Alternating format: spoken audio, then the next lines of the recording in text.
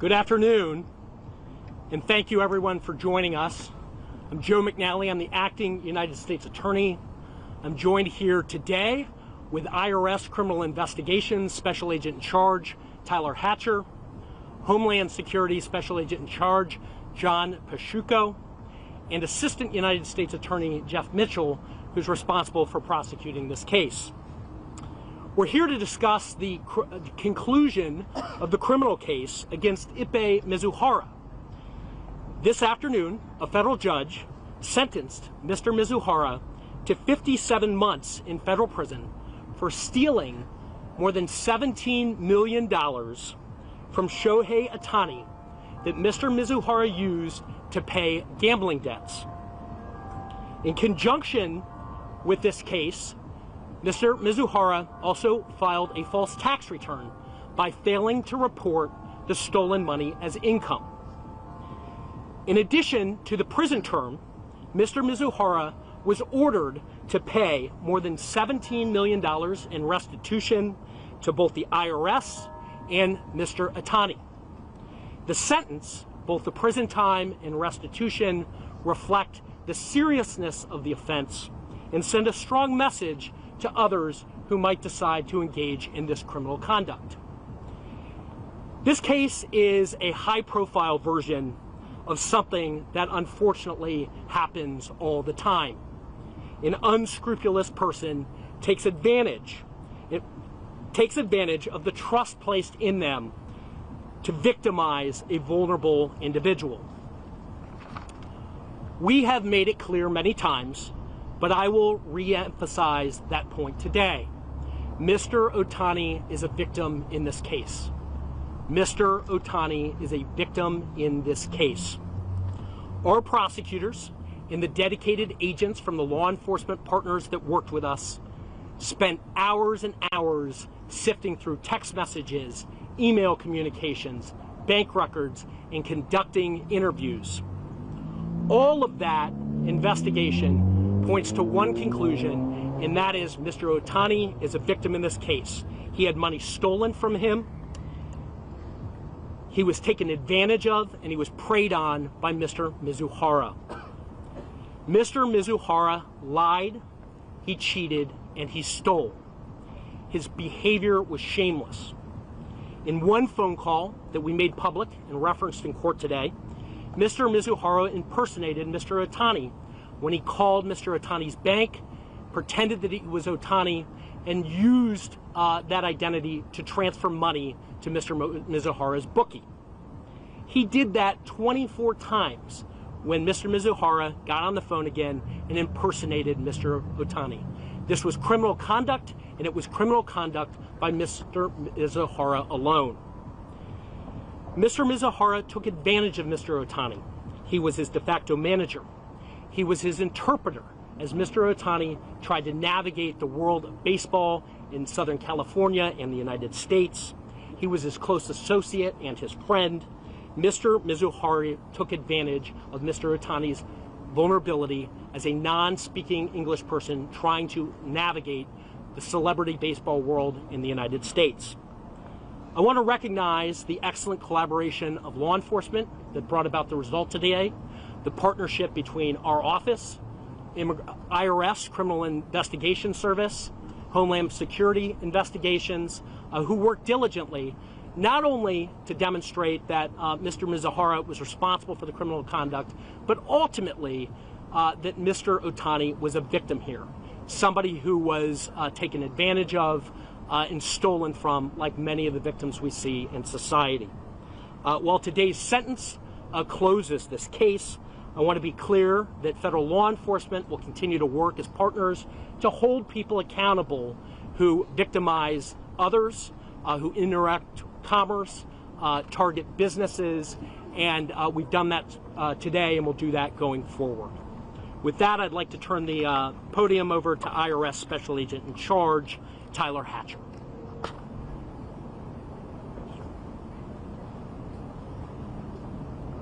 Members of the press, good afternoon. My name is Tyler Hatcher. I'm the Special Agent in charge of IRS Criminal Investigation here in Los Angeles. The 57-month sentence that was handed down by Judge Holcomb is a culmination of impressive investigative work done by the U.S. Attorney's Office, Homeland Security Investigations, and the finest financial investigators in the world in IRS criminal investigation. This investigation started as a related investigation panned out, as well as information coming from Shohei Ohtani. When we do these financial investigations, oftentimes we uncover facts that lead us down a path that is a little bit surprising to us. I'm going to relay some of those facts to you now. We all know that Shohei Ohtani had a personal friend and interpreter who was Mr. Mizuhara. Mr. Mizuhara was heavily involved in Mr. Ohtani's life. We found through our investigation that he conducted over 19,000 bets over about a 2.5-year period. This culminated in a little over $330 million in funds won and lost together. We know this resulted in a theft of $17 million from Mr. Ohtani. This theft, as you've heard earlier, was perpetrated through spoofing calls and emails and gaining access to Mr. Ohtani's finances time and time again to facilitate this crime. As we looked into the investigation, we were able to also find out that this culminated in Mr. Mizuhara not claiming this income on his income tax returns. I would be remiss if I didn't remind everybody, especially now that we're 2 weeks into tax filing season, that all income, whether gained legally or illegally, is taxable.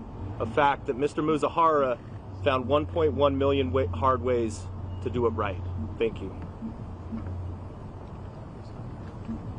Good afternoon. John Pashuka, I'm the Acting Special Agent in charge of Homeland Security Investigations. I want to point out that this case highlights the results that are achievable when multiple agencies come together, bringing together their individual powers and authorities together to reach a common goal. As a principal investigative arm of the DHS, HSI will continue to investigate all illicit financial crimes and financial fraud schemes through our El Camino Real Financial Crimes Task Force. Most importantly, we won't stop working for the victims.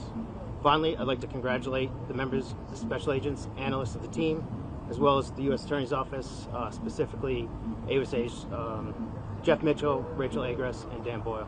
Thank you. All right, for Q&A, who wants? None? Sir. This is for either Jeff or Joe.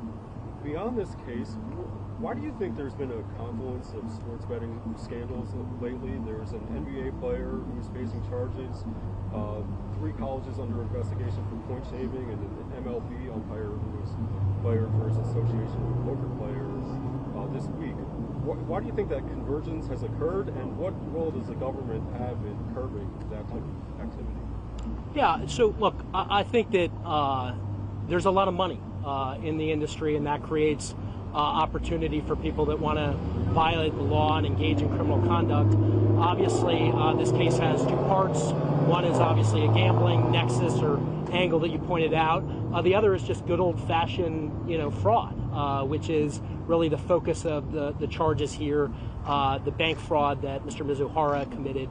But I think fundamentally the answer to your question is money. It's an opportunity where people can make a lot of money in that space, and if people want to engage in criminal conduct and exploit it, they're going to be looked at by law enforcement. Next. Yeah, George with Reuters.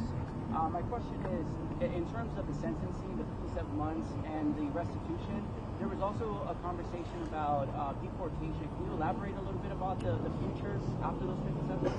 Yes. My understanding is that Mr. Mizuhara is a lawful permanent resident, which means that he applied and had status. After this conviction, he'll go into immigration proceedings. This is a felony conviction. It's an aggravated felony. My expectation is that he will be deported based on the conduct here, but ultimately there are civil immigration authorities that will deal with that in short order. Next. Sir. Question to Mr. Mitchell. Regarding the sentencing, the judge pointed out to the misrepresentation and omission in Mizuhara's letters. Can you elaborate on this? Well, I think that as we indicated in our papers and in court, Mr. Mizuhara minimized I think the court recognized that he minimized, made misstatements, and the court took that into account as part of the sentencing. I would point you to the comments of the judge who found those things and found that there was minimization by the defendant, and I believe it was taken into account as part of the sentencing process. Next. I have Go. clarification. So when he's released from prison in 57 months, he needs to go into a treatment center for 3 years, or is that optional? So typically, I'll just walk you through federal sentencing. You serve a federal prison sentence. At that point, if you are somebody who no longer has lawful status in the United States, you could be immediately deported. I don't know how that will play out. So he may or may not go into that treatment center. He may I don't know how that will play out. Paul. Can you tell us more about the baseball card situation and how that's going to play out? Like how many cards were involved? In terms of the forfeiture? Yeah. Yeah, I mean, look, I'll just come at it this way.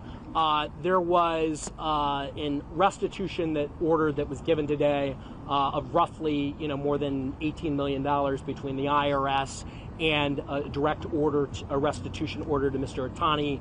As part of that process, we will identify all assets that he has in his possession, assets that he turned over to the government during the pendency of the criminal case. That money will be processed, and we will use everything that we get in order to try to make Mr. Ohtani whole. Sir. Will any of these sports betting companies involved, are they being investigated, or will they be investigated as part of the restitution process? Yeah, I'm not going to comment on any ongoing investigations. Obviously, this case related to a larger investigation, and I'm not going to comment on any remaining ongoing investigations. Okay. Has the government been in touch with Mr. Ohtani since the sentencing, and has he made any comments regarding it? As part of every criminal case, we reach out to victims. We give them an opportunity to both come to court and be heard. That's a right that you have under the law. We follow that process in every case, and we followed it here. And today our prosecutors represented and spoke on behalf of, I think, Mr. Ohtani when they explained the harm that this had. And, the shadow that it created over Mr. Ohtani. I think as we said in court, part of this is about, the money, the $17 million. The other part about this, though, is you had somebody who didn't do something wrong, who was stolen from, and had his professional reputation impugned. And that's not something that somebody gets back certainly easily. And again, that's why I emphasize Mr. Ohtani was a victim. He was taken advantage of by somebody, and that person's going to be held accountable. Last one. Seeing none, we'll conclude this. Go. What kind of role did Major League Baseball play in this investigation, and how unusual or standard would their involvement be? Yeah, I mean, in every criminal case, we speak to potential witnesses, whether those are individuals or corporations. Here, you obviously had allegations that related to baseball. We did engage with Major League Baseball as part of the investigation, as you would expect us to engage with any company or entity that's at the heart of allegations that we're looking at, and I'll leave it at that. Thank you very much for your attendance today. I'll be here if you have any follow-ups. Tom? Yes. I have a question. The victim impact statement was filed under seal. Is that standard, or is that unusual? It is not unusual, but it is not in 100% of cases. Why would you put It is up to the victim to make that determination. There's something called the Victims' Rights Act. And so they have the ability to say, I want to make this public or not. So, in this case,